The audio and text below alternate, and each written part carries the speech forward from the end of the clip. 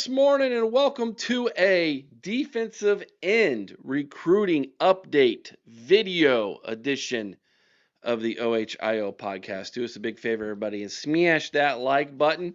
Help the show out. Hit that thumbs up. You can also make a comment down in the comment section below. That will help the algorithm gods over there at YouTube as well.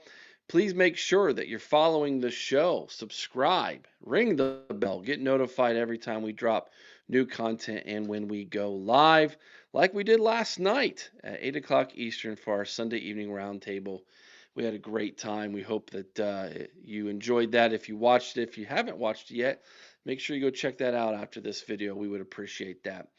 All right, so defensive end and defensive line recruiting in general has been a little behind the eight ball, shall we say, this spring heading into the summer. Larry's needing to make up some ground, it seems like. Obviously, he's being negatively recruited against, and that's to be expected, guys. Um, when you're that long in the tooth as a coach, people are going to use that against you as a form to say, hey, you don't know if he's going to be around by the time that you hit the field. Do you know he's still going to be there? People are using those type of tactics to recruit against Larry. We know they are. Everybody knows they are. Whether Larry's got 1 year, 2 years, 3 years, or longer, no one knows. I kind of feel like we're obviously closer to the end of Larry's career than we are the beginning. That everybody knows. But Larry has earned the right to kind of dictate when he's going to leave the program on his own terms. I was surprised he came back after winning a national championship last year and seeing JTT and Jack Sawyer through their senior season and winning a national championship. I kind of thought he was going to hang it up then. He didn't. He doesn't want to. He wants to continue to coach, and God bless him. May he continue to create top talent at the defensive line position for Ohio State each and every single year. As he succeeds, the defense succeeds, and Ohio State succeeds. But when it comes to recruiting, he's definitely behind the other position coaches at Ohio State who continue to do a tremendous job getting the defensive talent at linebacker with James Laurinaitis, in the backfield with Coach G, uh, with the GOAT. We continue to do what we need to do there, but up front, we need to make up some ground. That is not a secret, and so we're going to jump in to five guys on the defensive end position who we could see maybe become Buckeyes in this recruiting cycle. So that being said, let's jump to our first guy. Let's take a look at Jake Krull, shall we? 6'3", 230-pound defensive end from Bradenton, Florida, IMG Academy over there in Orlando. Ranked as the fourth overall defensive end in the 247 composite rankings, third from the state of Florida. Jake has 5 visits scheduled here coming up. In fact, he already went on one to Colorado on May 2nd. He'll be coming to Columbus, Ohio on May 30th, Florida in the home state there on June 7th. He'll be taking a look at what Texas has to offer on June 13th before wrapping up his visits on June 20th with Oklahoma. We'll get into what I feel the Ohio State's chances are with him at the end. We'll kind of look at all 5 of them. I'll kind of give you my percentage. But Jake would be a huge get if we could get him. He's obviously a very talented young man at that defensive end position, and obviously he would be somebody who Larry would want. Has a ton of talent. Would be a huge get for Ohio State. Next, I've talked about this guy before. Of course, we're talking about Carter Meadows. He is on my top five remaining guys on Ohio State's wish list.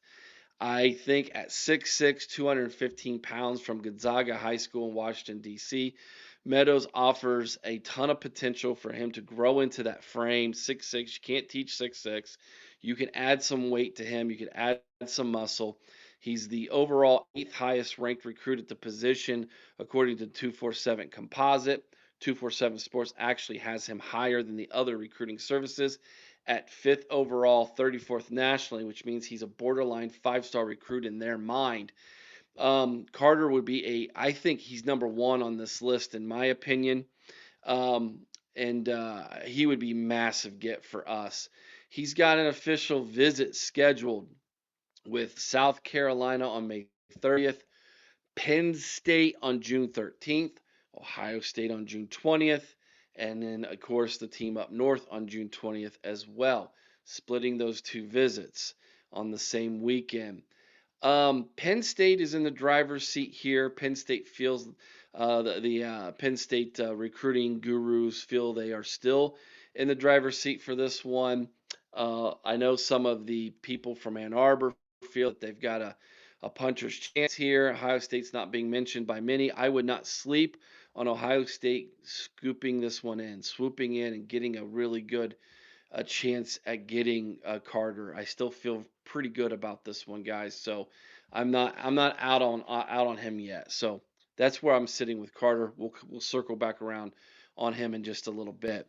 How about Luke Waffle? Now this is a recruit that has been I've been turned on to from Mika. She's really high on Luke. He is ranked in the top 100 in 247 composites at 55th nationally. He's sixth according to 247 composite overall and number one in the state of New Jersey. He plays at Hun High School in Princeton, New Jersey. He's 6'5.5", 245 pounds. So he's got the size already. You don't need to add too much weight onto him like you do with Meadows. He's at 6'5.5". He's half an inch shorter than Carter, but he's already got the weight on him. He's tailor made, ready to go to play in the Big Ten. As far as his official visits are concerned, he makes a official visit to Ohio State on May 30th after visiting Florida on May 16th. He's going to be going to Penn State, there they are again, on June 13th, and then visiting Texas on June 20th. Obviously, there's going to be some pretty strong NIL packages being offered to him. Whenever Texas is involved in someone's recruitment, you got to consider that their NIL offer could be pretty significant. They are reported to be spending somewhere upwards of $40 million on this year's roster, so obviously they are taking NIL incredibly seriously. We'll see if that translates to recruiting as well. But I feel like Ohio State, has got a puncher's chance with this one here as well. So we'll see where we go with that one. Again, we'll circle back around on him in just a minute as well. Moving along, however, let's talk about Landon Barnes. He is a 6'3.5", 235-pound edge rusher from Duncanville, Texas, and Duncanville High School.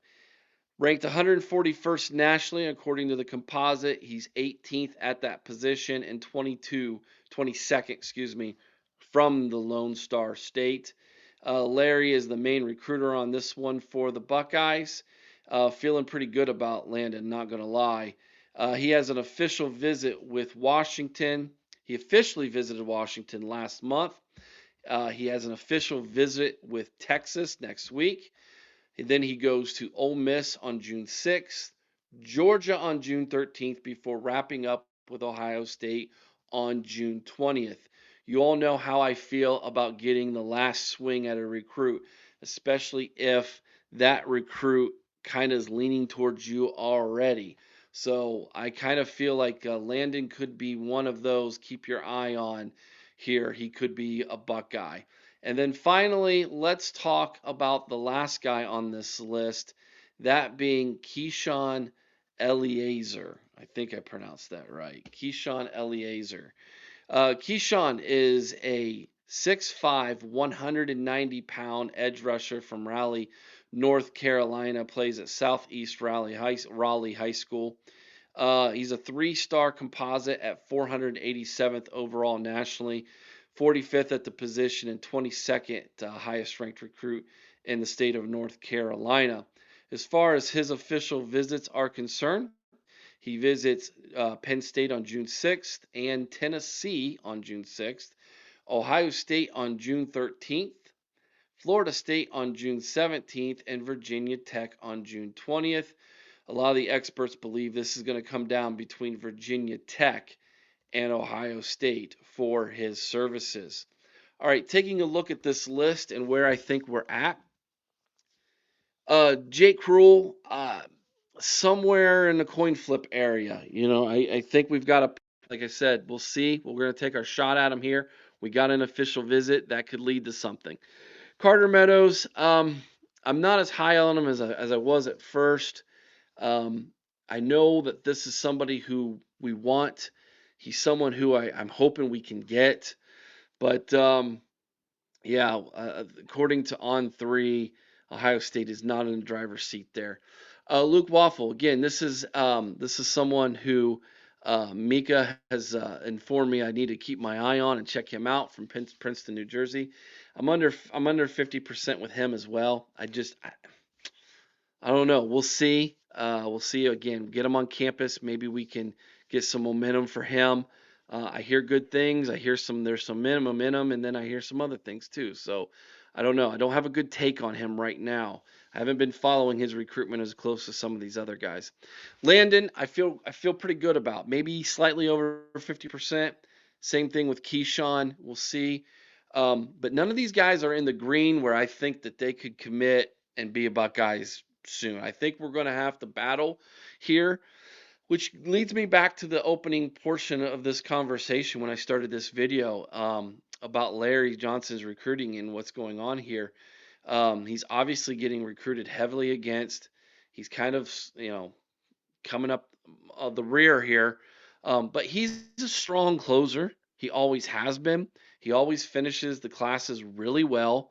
So I don't think it's time to panic.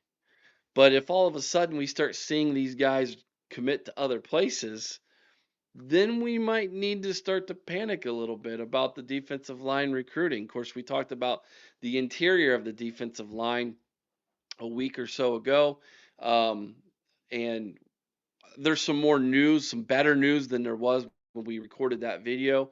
I think it was a couple weeks ago now. That well, there's some good and bad news with that, but that's not what this video is about. But Larry's recruiting really two positions here. He's the interior and the ends, and these are different type of guys, and so he's kind of doing two jobs at the same time. And he's always been able to manage to swing back around when it's all said and done and bring in four pretty good defensive linemen.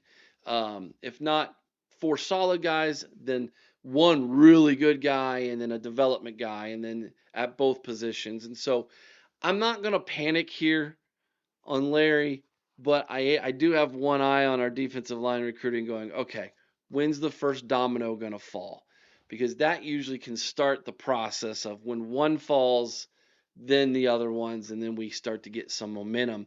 And that's usually how it goes for Larry. So sometimes that happens later in the process, but given the calendar for recruiting these days, things are happening earlier and earlier and earlier, and you're seeing defensive linemen going to other schools, and you're like, we don't have one yet. And so I understand the kind of trepidation people have at this point, but let's see how the next 2 months play out. Let's see what happens when these kids get on campus. They see the defense as a whole. They meet Larry in person. They get the full court press, the you are important to us treatment that Ohio State can do. And when that happens, let's see what happens to these guys. I'm not going to panic. Some of these guys might end up in the green before too much longer. Okay? Okay. I'm glad we're all on the same page.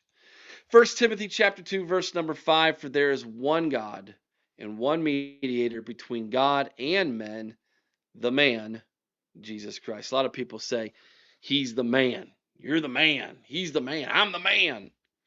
Jesus Christ is the man. And there's only one mediator between us and God Almighty, and that's God in the flesh, his son Jesus Christ. Crush this Monday. Have a great week, everybody. We've got some good content coming your way. The call-in show tonight with Chris, 8 o'clock Eastern. You're not going to want to miss that. Uh, we have a good time at the call-in shows every single week, every single call-in show. Some get a little bit off the rails, gets a little crazy, but we have a good time. So make sure you're checking out the call-in shows on Monday and Thursday night. Chris will be handling tonight's call-in show. I'll be handling this Thursday at 8 o'clock Eastern, both those times. Be kind to one another. I owe someone's OH. Sing Carmen, Ohio with all your heart. Till next time, you all know what to do. Go Bucks.